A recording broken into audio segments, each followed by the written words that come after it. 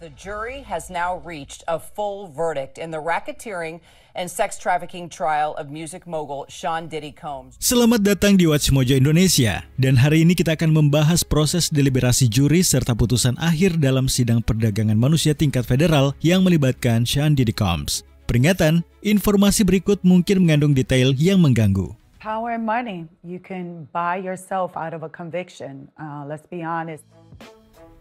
Hakim serahkan kasus ke juri. 12 New Yorkers, 8 women, and 4 men are currently receiving instructions from the judge. Setelah 7 minggu mendengarkan kesaksian, proses deliberasi dimulai pada tanggal 30 Juni 2025 dalam sidang pidana federal terhadap Sean Diddy Combs. Setelah menerima instruksi rinci dari Hakim Arun Subramanian, juri yang terdiri dari 8 pria dan 4 wanita ditugaskan untuk mempertimbangkan dakwaan konspirasi pemerasan, 2 dakwaan perdagangan seks, dan 2 dakwaan transportasi untuk tujuan prostitusi. Combs, who has denied the allegations against him, is facing 15 years to life in prison if convicted. Hakim Subramanian menekankan bahwa tindakan bisa lebih berbicara daripada kata-kata dan mengingatkan para juri bahwa Combs tidak diwajibkan untuk bersaksi serta menegaskan kamu tidak boleh menilai keputusan itu sebagai hal yang signifikan.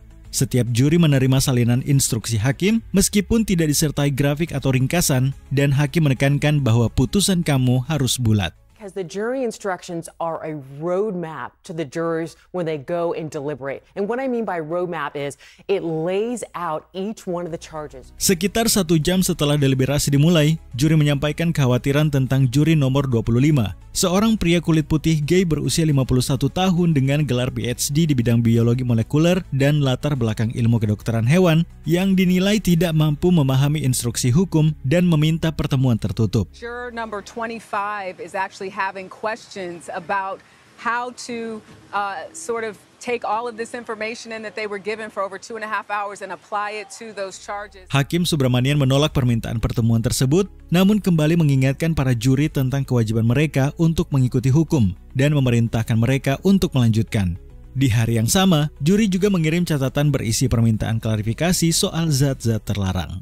Putusan. So the jury here had to fill out this form, which lists the charges, proven, not proven, the predicate crimes, and whether Sean Combs is not guilty or guilty. Pada tanggal 2 Juli 2025, juri kembali ke ruang sidang di Manhattan dengan putusan dalam sidang federal berisiko tinggi terhadap Sean Diddy Combs. Untuk dakwaan pertama, konspirasi pemerasan, juri menyatakan Combs tidak bersalah. On count 1, the racketeering conspiracy charge, Sean Combs has been found not guilty of racketeering conspiracy, perhaps the most complicated charge for the jury to understand. Dia juga dibebaskan dari dakwaan kedua, yaitu perdagangan seks yang melibatkan mantan kekasihnya, Casey Ventura.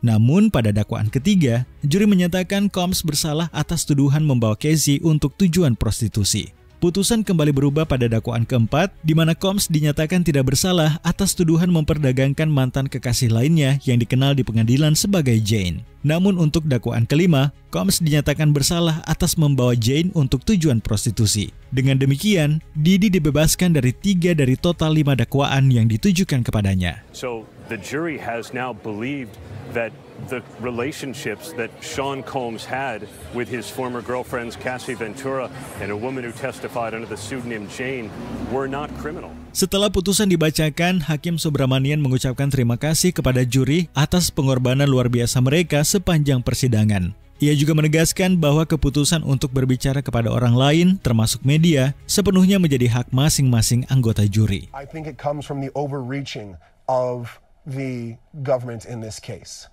of trying to fit the allegations of this case into a RICO conspiracy, made it that much less palatable for the jury to take what they were saying to be true.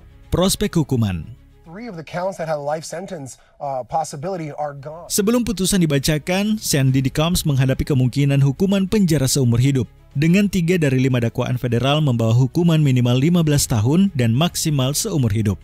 Namun, dengan juri memutuskan tidak bersalah atas dakwaan-dakwaan terberat, yaitu 2 tuduhan perdagangan manusia dan konspirasi pemerasan, potensi hukumannya berkurang secara signifikan. Count 1 was the most serious charge, carrying up to a life sentence. He has been found not guilty of racketeering conspiracy RICO, not guilty.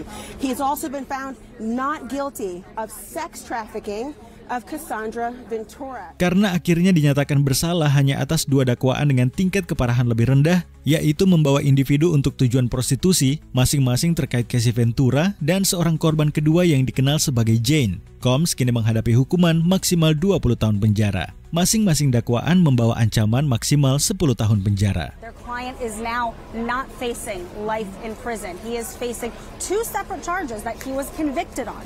Serious charges. They each carry a maximum of 10 years. So this isn't nothing that we are talking about. Kemenangan bagi Combs. And Diddy could be heard saying, "Thank God," and "I love you" several times. Dengan putusan yang menyatakan Sean Diddy Combs tidak bersalah atas dakwaan-dakwaan terberat yang juga membawa ancaman hukuman terpanjang, banyak pihak menilai hasil ini sebagai kemenangan bagi sang mogul musik yang sedang terpojok. This is the best possible outcome for the defense. This is what, of course they wanted a full acquittal, but if you're not getting a full acquittal, this is what they wanted. Setelah sesaat putusan dibacakan, Combs dilaporkan berlutut di depan kursinya, menundukkan kepala seolah sedang berdoa, lalu berdiri dan menghadap ke arah hadirin sambil bertepuk tangan. Diddy was nodding. He put his hands in prayer, and our courtroom producer also heard his children and supporters saying yes repeatedly over and over with lots of excitement. Gestur tersebut disambut sorak-sorai dari para pendukungnya. Ia dilaporkan menatap ke arah keluarga dan berkata, "Terima kasih, cinta untuk mama, aku mencintaimu, aku mencintaimu, aku mencintaimu." Sementara orang-orang terkasihnya menyeka air mata. Saat ia digiring keluar oleh petugas US Marshals, tim hukumnya saling berpelukan, sementara bagian keluarga meneriakan Dream Team. Family now is coming out. You can see the mother of Sean Combs waving and giving a thumbs up. His sons walking out as well.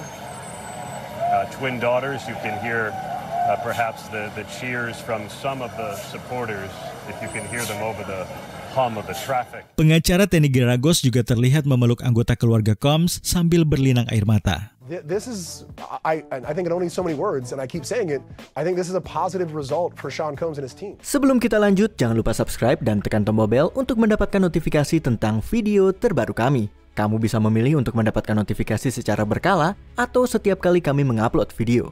Kalau kamu menggunakan handphone, pastikan untuk menyalakan notifikasi pada bagian pengaturan. Pernyataan dari Casey. Melalui pengacaranya, Casey Ventura akhirnya angkat bicara setelah putusan terbagi dalam persidangan federal Sean Diddy Combs. Ventura yang menjadi tokoh sentral dalam kasus ini memegang peran penting dalam narasi jaksa penuntut. Testified for 4 days, often quite emotionally so, giving graphic, explicit detail of what she said she was made to do. And Sean Combs did not deny the facts of the freak-off. Dalam pernyataannya, pengacara Casey Douglas Hedwig-Dorr menekankan bahwa proses hukum pidana ini berawal dari gugatan perdata yang diajukan Casey pada November 2023. That's true. The criminal investigation is largely based on the statements in Casey Ventura's lawsuit and intensified, of course, once video from the 2016 hotel security camera became public. Wigdor mengatakan meskipun juri tidak menyatakan Combs bersalah atas perdagangan seks terhadap Casey karena kurangnya bukti yang melampaui keraguan wajar, keberanian Casey telah membuka jalan menuju akuntabilitas. Ia memuji keberanian Ventura dengan menyatakan bahwa kesaksiannya memberikan dampak besar, baik terhadap industri hiburan maupun perjuangan yang lebih luas untuk keadilan. Ia menutup pernyataannya dengan mengatakan, kasus ini membuktikan bahwa perubahan sudah sangat lama dibutuhkan dan kami tetap berkomitmen untuk memperjuangkan para penyintas. Di luar ruang sidang, Wigdor mengatakan kepada wartawan bahwa Casey kini dalam kondisi baik dan merasa puas karena Combs akhirnya dimintai pertanggungjawaban atas kejahatan federal. He says that he's proud of her courage. He says that she is in a good place and she's happy with this outcome. Apakah kamu mengikuti jalannya persidangan federal Sean Diddy Combs?